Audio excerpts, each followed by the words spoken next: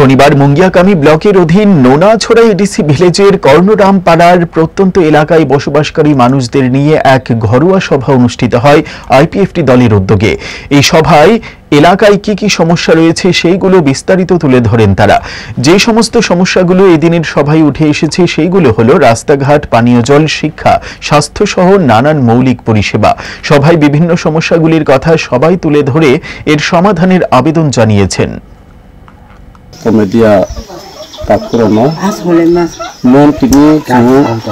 Tini Party IPFT East Telemra Division Committee di Isindio Seharwo Nunasora Gram Panchayat BC Arwo so Tini IPFT Party ni Tarapte Zungbarwo Keha Gura Soba Leha Abo Gura Soba Kebon Isindio Zungrodi Samusha Somadan Kiatman Bawo Matna সমস্যা তো matna ব্রহ্মাইয়া তো আবার অনেক সমস্যা কি নাই ফেয়ে রনি